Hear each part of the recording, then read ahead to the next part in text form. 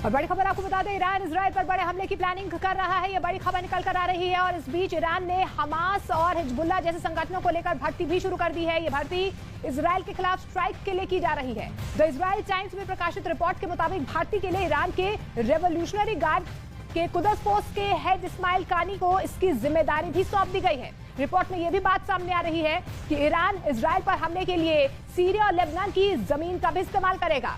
Iran Israel में घोषित युद्ध का आज 12वां दिन है। दोनों देश हमले की प्लानिंग में जुटे हुए हैं। ईरान के रेवोल्यूशनरी फोर्स के कमांडर इस्माइल कानी हमास और हिजबुल्लाह जैसे खतरनाक संगठनों के साथ बैठक कर रहे हैं। प्लानिंग इसकी हो रही है कि इजराइल पर उसके खिलाफ सारे दुश्मन एक साथ हमला करें ताकि इजराइल को संभलने का मौका नहीं मिले।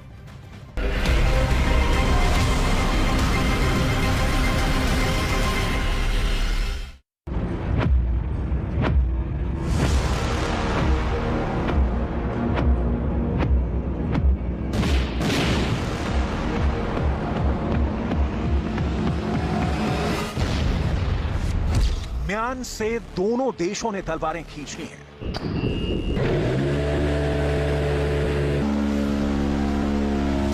भीतर घुसकर एक दूसरे को मारने की प्लानिंग बन रही है। तेल अवीव में प्रधानमंत्री बेंयामिन नेतन्याहू मीटिंग पर मीटिंग कर रहे हैं। इधर ईरान के कुद्स कमांडर इस्माइल कानी इजराइल के खिलाफ आतंकी गुटों को इकट्ठा कर रहे हैं।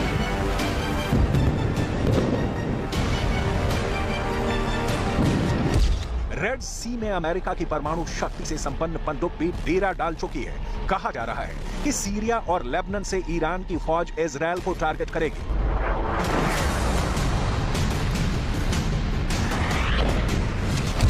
मतलब गदर छिड़ गया है।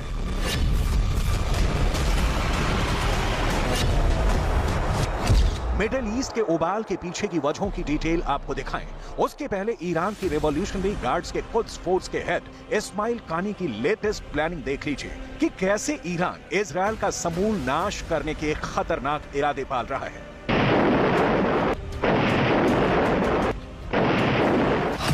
ईरान सीरिया और लेबनान की जमीन से इजराइल पर हमला करेगा। हमास और हिजबुल्लाह जैसे संगठन ईरान का साथ दे रहे हैं। ईरान इस हमले के लिए ड्रोन का भी इस्तेमाल करेगा।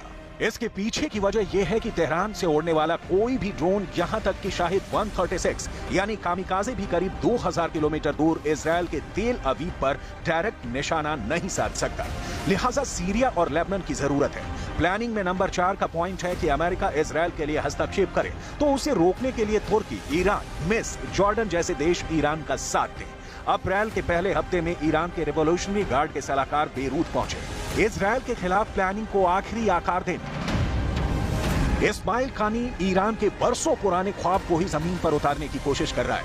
यरूशलेम के अल अक्सा मस्जिद में 5 अप्रैल को इजराइल की सेना की एंट्री ने इस वक्त इस्लामिक देशों को इजराइल पर अटैक का नया मौका दे दिया है।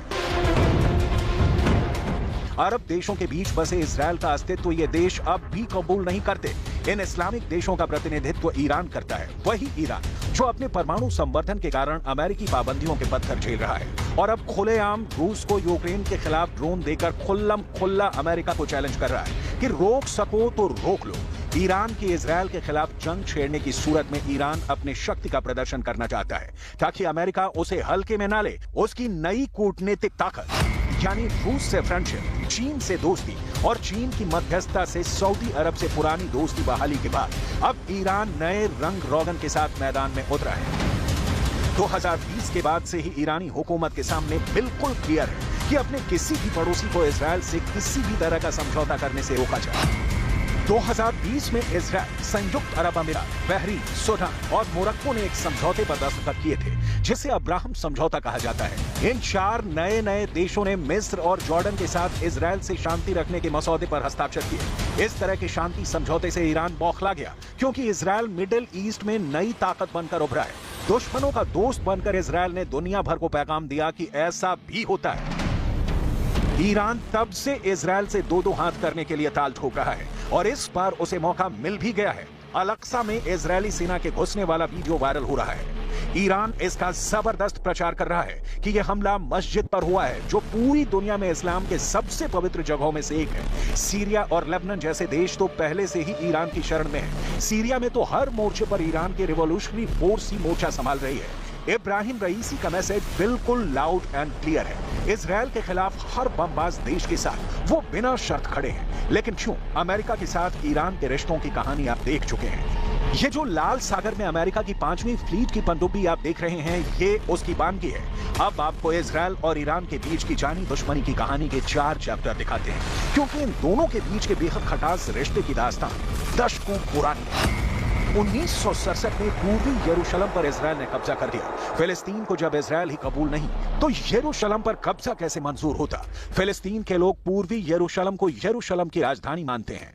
यरूशलेम में मौजूद अल अक्सा मस्जिद इस्लाम की तीसरी सबसे पवित्र मस्जिद है और यरूशलेम के इसी कंपाउंड में यहूदियों का धर्मस्थल टेंपल माउंट भी मौजूद है। दो देशों के बीच संग्राम छिड़ने का यह सबसे बड़ा कारण है। हालांकि आप डिटेल में जाएंगे तो इजरायल के अस्तित्व से ही बिद के इस्लामिक देशों का असली सच सामने आएगा। लेकिन अभी तो बात उस युद्ध की जो यूक्रेन को जलाने के बाद अब मिडिल ईस्ट को जला रहा है।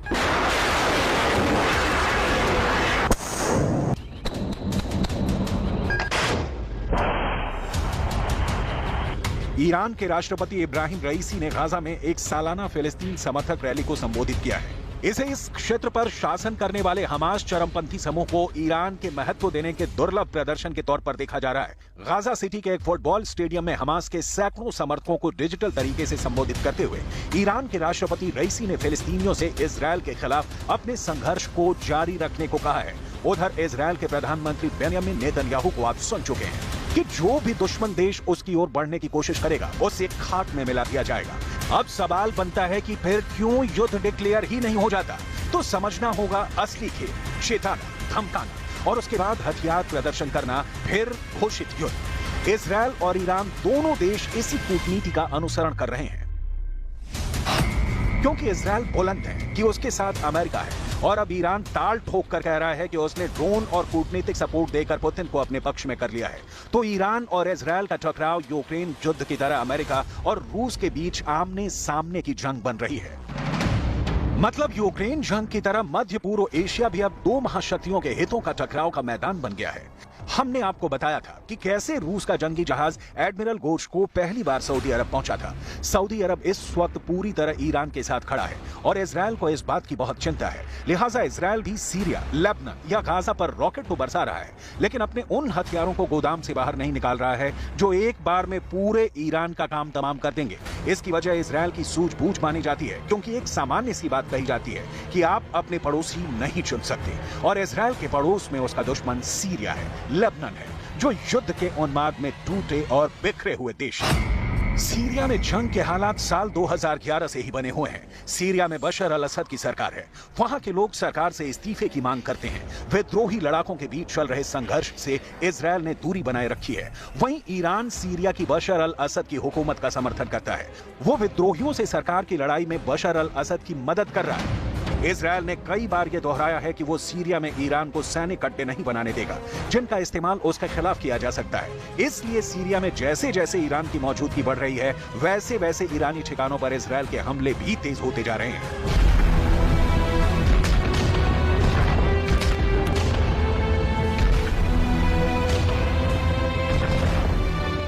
इजरायल लड़ाका देश है और ये लड़ाई उसके अस्तित्व के साथ ही शुरू हो गई थी।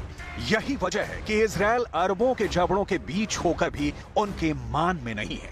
ईंट का जवाब पत्थर से देने के लिए उसने हथियारों का जखीरा तैयार किया है, जिसकी मार उसके पड़ोसियों को चौंकाती रहती है।